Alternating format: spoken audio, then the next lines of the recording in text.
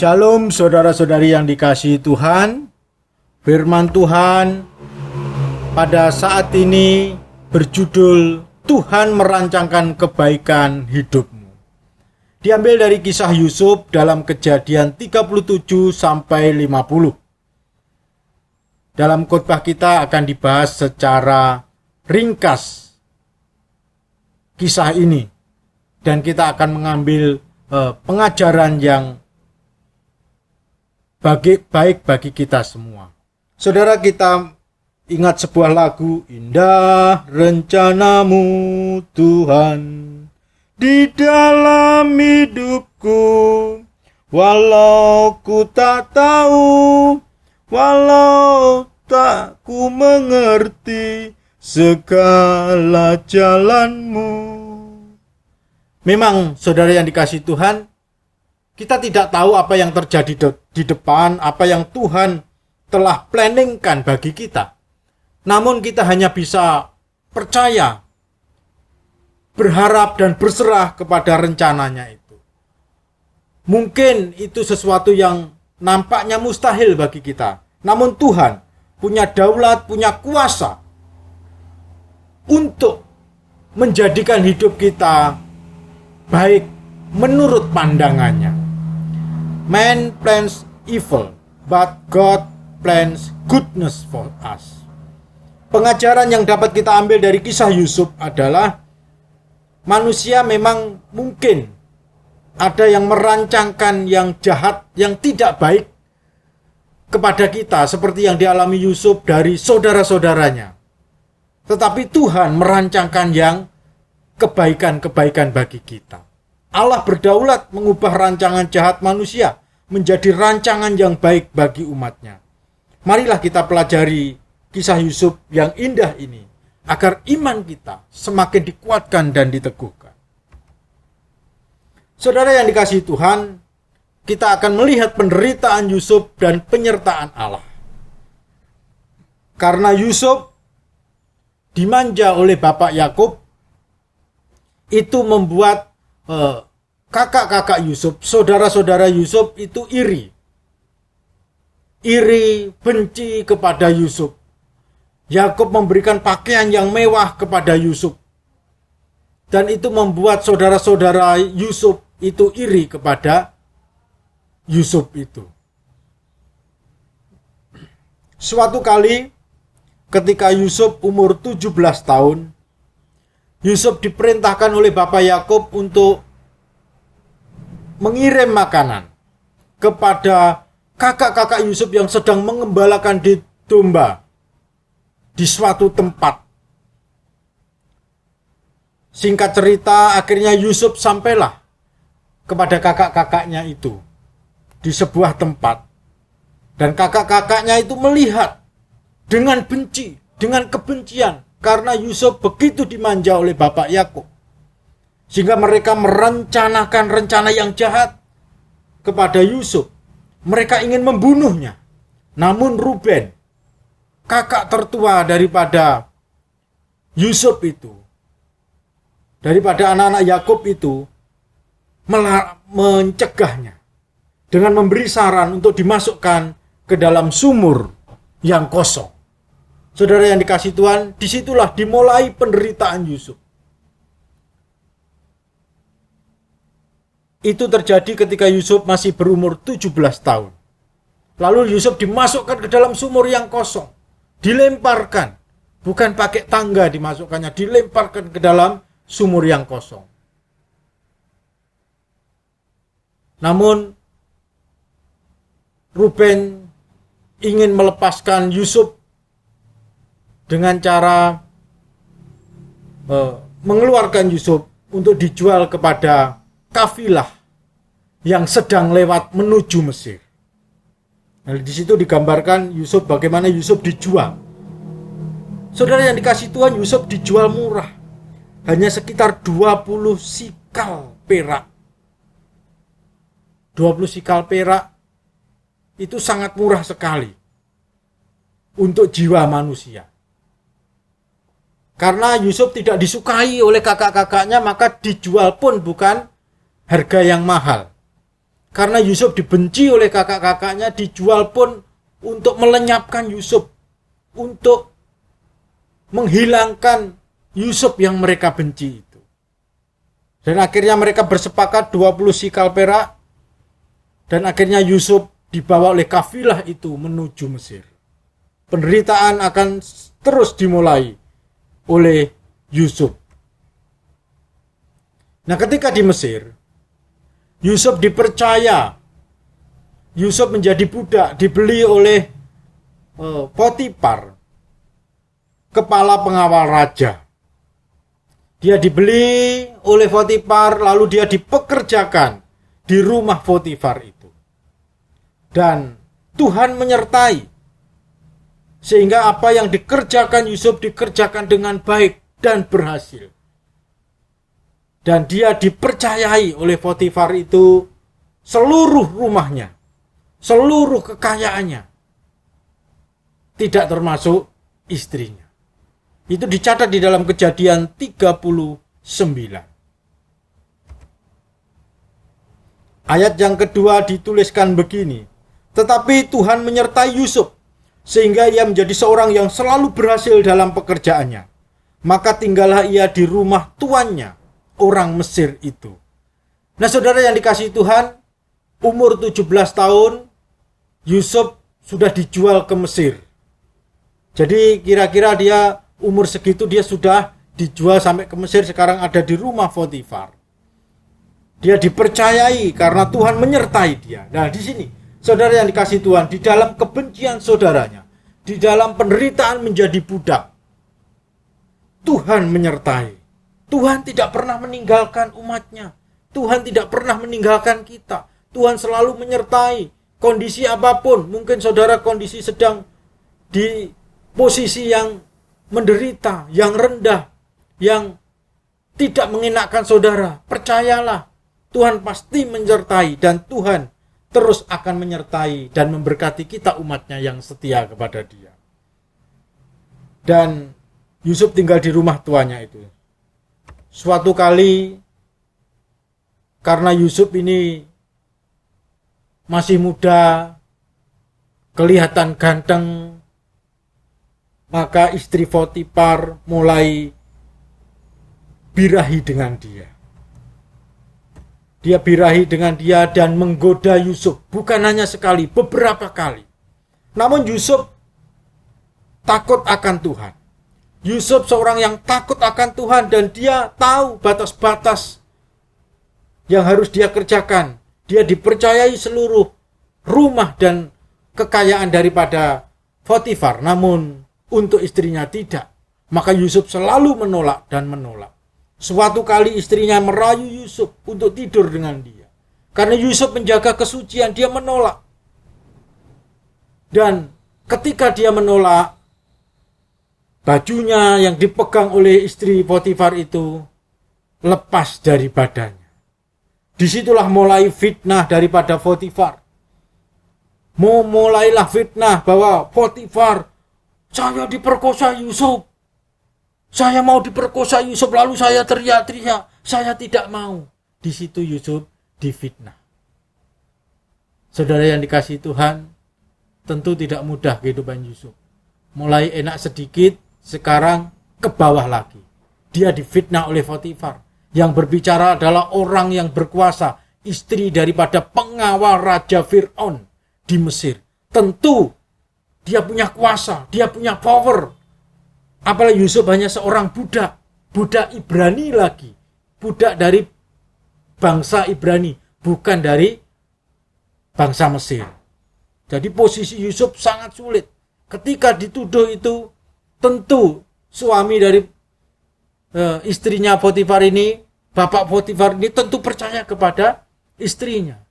Dan singkat cerita, Yusuf dipenjara, difitnah. Awalnya dia dibenci oleh keluarganya, kakak-kakaknya. Lalu di Mesir pun dia difitnah oleh Potifar. Lalu Yusuf dipenjara sekitar 2 tahun. Nah, ketika di penjara itu, dia bersama dua orang pegawai raja. Yang satu juru makanan, yang satu juru minuman raja. Dua-duanya juga dipenjara. Dua-duanya dipenjara karena mereka melakukan kesalahan di hadapan raja. Nah, saudara yang dikasihi Tuhan, ya Tuhan tetap menyertai daripada Yusuf ini. Sehingga penyertaan Tuhan nampak di dalam penjara itu. Di dalam Kejadian 39 ayat 21 dituliskan di sana. Tetapi Tuhan menyertai dan melimpahkan kasih setianya kepadanya dan membuat Yusuf kesayangan bagi kepala penjara. Saudara yang dikasihi Tuhan, Yusuf menjadi kesayangan kepala penjara dan Tuhan menyertai, memberkati Yusuf, melimpahkan kasih setianya kepada dia. Dalam kondisi di penjara pun Tuhan masih menyertai, Tuhan menolong. Dikatakan demikian, bagaimana kok Tuhan menolong kok dia di penjara? Difitnah lagi gara-garanya. Nah, disitulah Yusuf sedang menderita bukan karena kejahatan. Dia menderita karena kejahatan orang lain, bukan kejahatannya sendiri. Yusuf dimasukkan sumur, Yusuf dijual ke Mesir karena kejahatan orang lain. Yusuf masuk penjara karena kejahatan orang lain. Istri Potifar itu. Dan di penjara dia bertemu dengan juru roti raja dan juru minuman raja.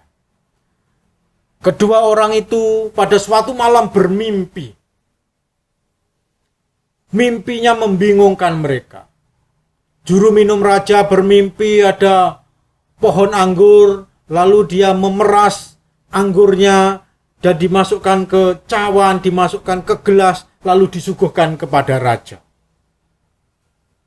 Lalu yang juru roti bermimpi, dia membawa satu bakul roti di atas kepalanya, lalu burung-burung makan roti itu.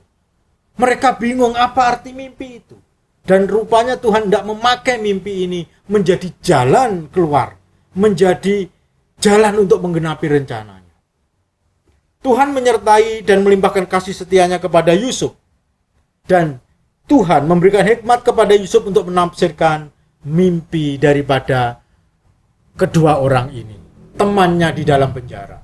Kepada yang pembuat minuman, Yusuf menafsirkan mimpinya bahwa 3 hari lagi kamu akan dipanggil lagi oleh raja untuk bekerja lagi sebagai juru minuman raja. Kepada pembuat roti, juru roti, Yusuf menafsirkan mimpinya bahwa 3 hari lagi kamu akan dipanggil oleh raja. Namun bukan untuk kembali bekerja, namun untuk dipancung oleh raja. Singkat cerita, semuanya terjadi. Semuanya terjadi. Dan pembuat roti dihukum pancung oleh raja. Lalu pembuat minuman dikembalikan kepada posisinya. Dan itu terjadi seperti yang Yusuf katakan.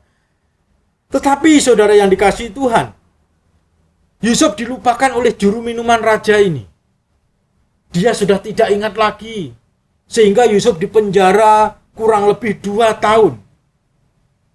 Sampai suatu kali, dia dipenjara sekitar 2 tahun sampai suatu kali Raja Fir'aun bermimpi. Mimpinya menggelisahkan dia. Dia ceritakan mimpinya kepada para penafsir-penafsir mimpi di seluruh Mesir. Namun tidak ada yang bisa mengartikan mimpi itu. Lalu ingatlah juru minuman raja itu akan Yusuf yang pernah menafsirkan mimpinya dengan benar itu. Lalu dia berkata kepada Raja Fir'aun, Fir'aun, di penjara sana ada seorang Ibrani namanya Yusuf. Dulu dia menafsirkan mimpi saya dan terjadi sesuai kenyataan bahwa tukang roti, juru roti dihukum dan juru minum saya dikembalikan pada posisinya.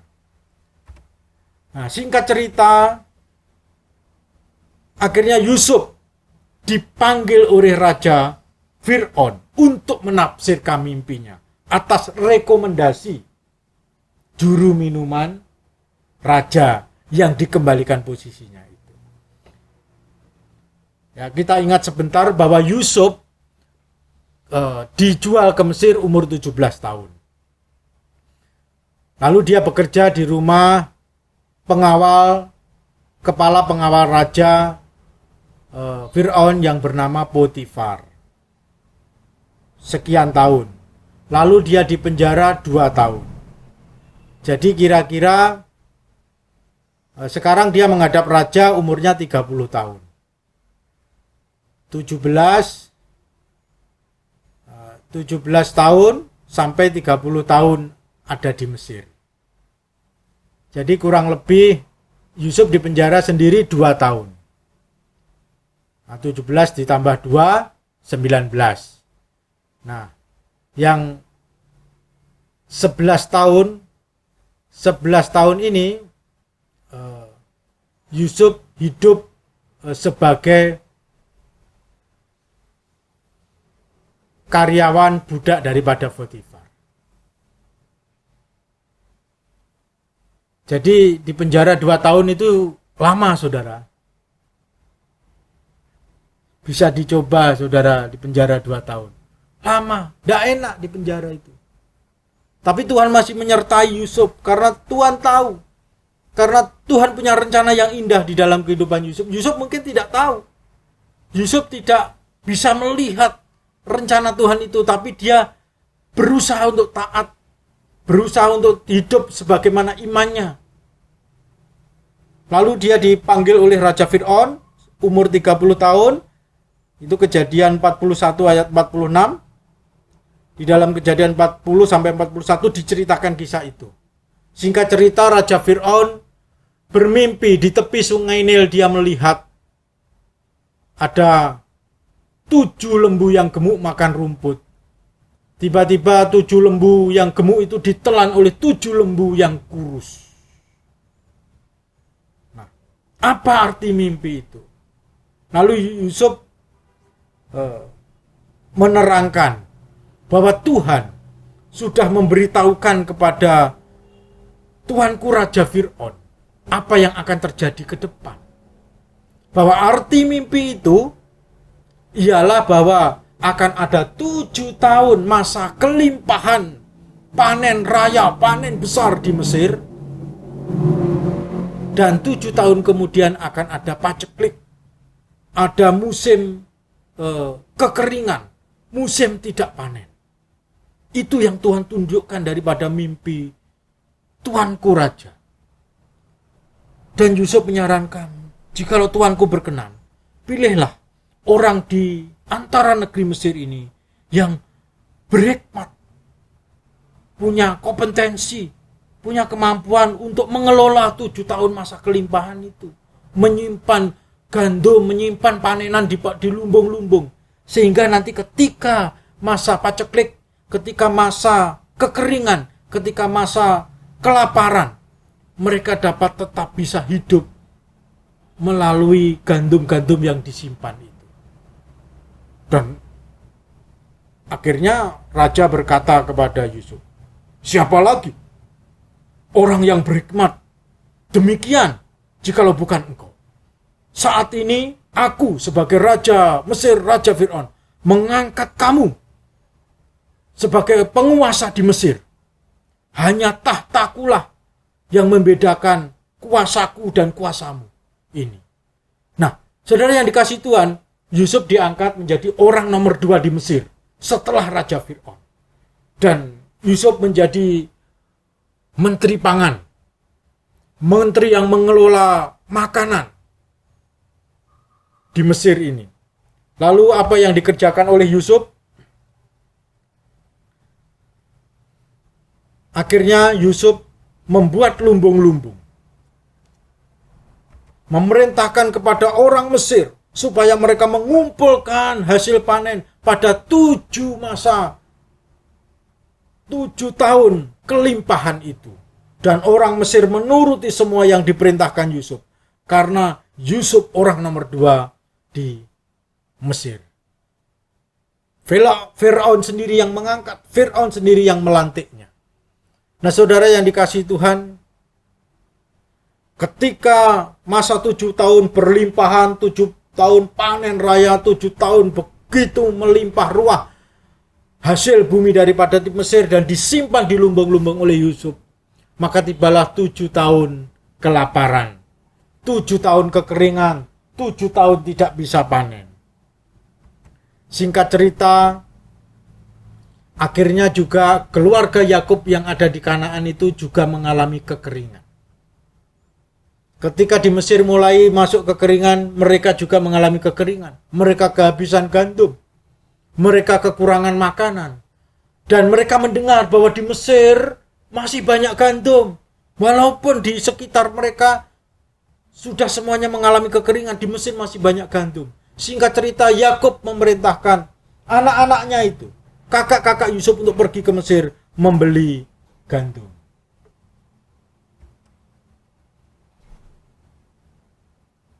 Pembelian yang pertama sukses. Mereka pulang membawa gandum-gandum itu ke Kanaan. Tetapi ketika mereka membawa gandum, mereka berpesan kepada kakak-kakaknya itu. Yusuf berpesan kepada mereka semua, bawalah adikmu yang bernama Benyamin itu. Karena Yusuf sudah menginterogasi kakak-kakak Yusuf yang ke sana. Mereka tidak mengenal Yusuf karena Yusuf sudah menjadi petinggi. Mereka sudah tidak kenal lagi dengan Yusuf, tapi Yusuf mengenali mereka. Yusuf mengenali kakak-kakaknya itu, dan Yusuf memerintahkan supaya Benyamin kakaknya dibawa untuk yang kedua kalinya membeli gandum di Mesir. Tapi Yakub menangis. Kamu mau bawa Benyamin? Yusuf sudah tidak ada. Benyamin ini tinggal dia yang terkecil. Kamu bawa sekalian. Yakub tidak mau Benyamin dibawa ke Mesir. Tapi Bapak, kalau Benyamin tidak dibawa, maka kita tidak bisa beli gandum, kata anak-anak Yakub kepada Bapak Yakub. Ya, memang itu perintah daripada Yusuf. Kalau kamu kembali lagi membeli gandum, bawa itu Benyamin ke sini. Kalau kamu tidak bawa ke sini, maka kamu tidak akan bisa membeli gandum di Mesir. Begitu perintahnya. Sebenarnya itu adalah cara Yusuf ingin melihat, bahwa dia ingin melihat Benyamin apakah baik-baik saja masih hidup.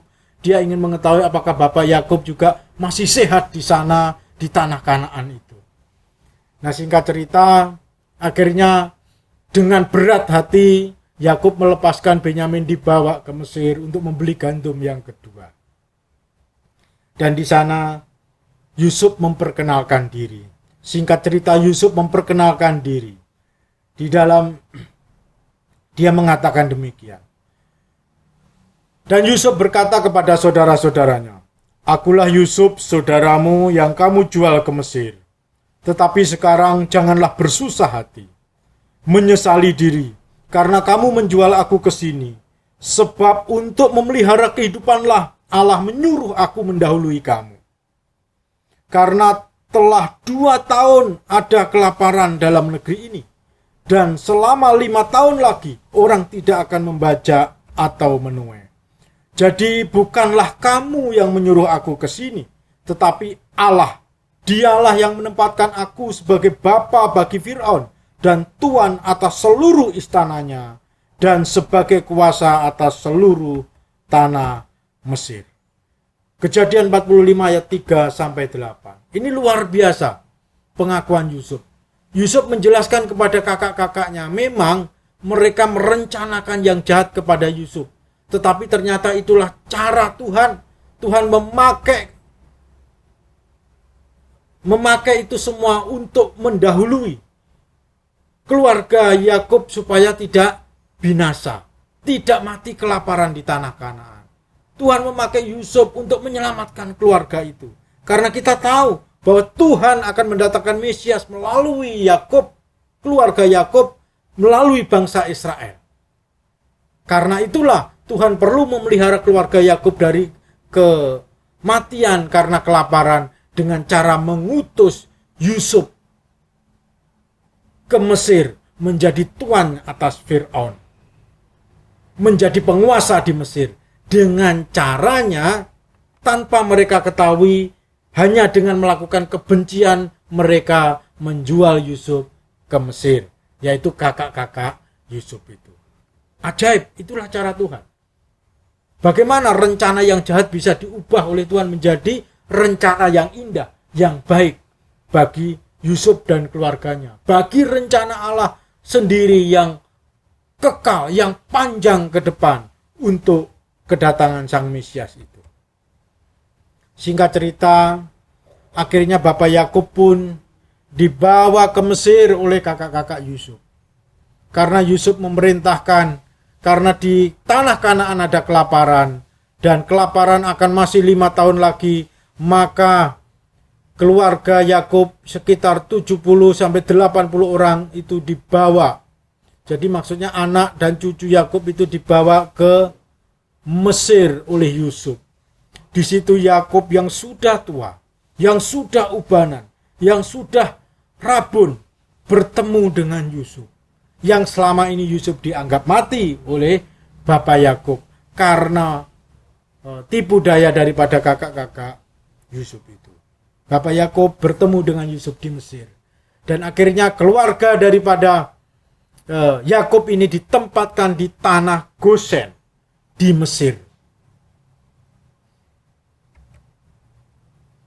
Dan singkat cerita, akhirnya Bapak Yakub tidak lama di Mesir.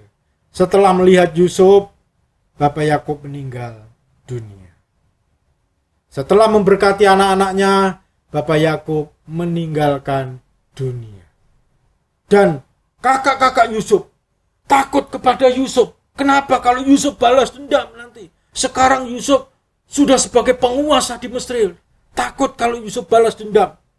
Mereka ketakutan. Sebab bapaknya sudah meninggal. Tidak ada yang bisa menolong mereka kalau Yusuf membalas dendam atas kejahatan-kejahatan yang mereka lakukan waktu dulu itu.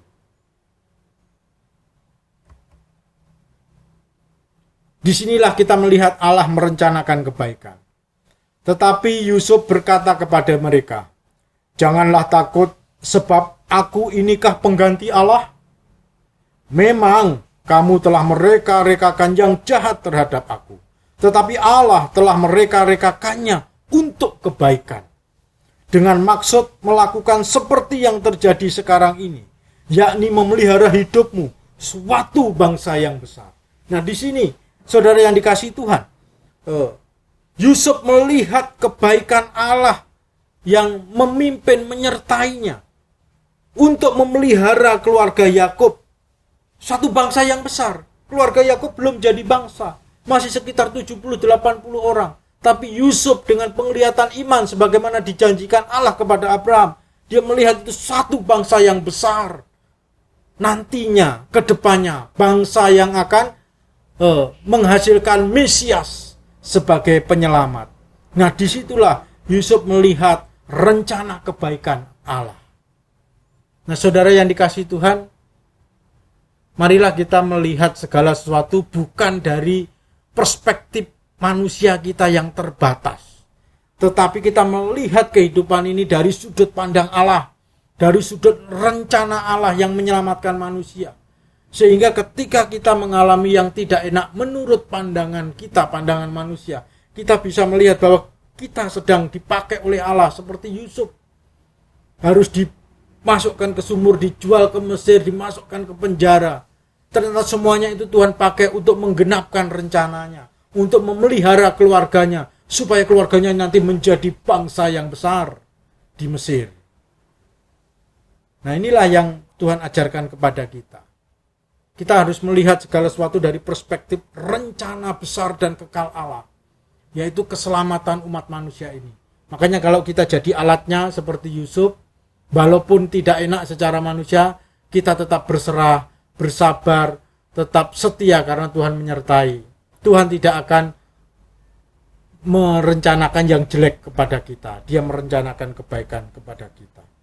Dalam bahasa Inggris, "And Joseph said to them, Fear not, for am I in the place of God? But as for you, you thought evil against me, but God meant it to good, to bring to pass as it is this day, to to save much people alive. Now therefore fear you not. I will nourish you and your little ones. And he comforted them and spoke kindly to them. Saudara yang dikasihi Tuhan, inilah cara Allah. Inilah rencana Allah. Memang kita tidak bisa melihat tangan Allah, kita tidak bisa melihat kuasa Allah, namun Allah pasti menyertai, memberkati, dan Allah pasti merencanakan yang indah di dalam kehidupan kita. Marilah kita terus berserah kepada penyertaan, pemeliharaan, dan pengaturan, dan rencana Tuhan yang indah bagi kita. Karena itulah yang terbaik bagi kita. Kita hanya bisa menyerahkan hidup kita di dalam kedaulatan, penyertaan, pengaturan, dan rencana Allah yang terindah bagi kita. Marilah kita serahkan hidup kita kepadanya setiap saat. Amin. Silakan subscribe, like, komen, dan share. Tuhan Yesus memberkati kita.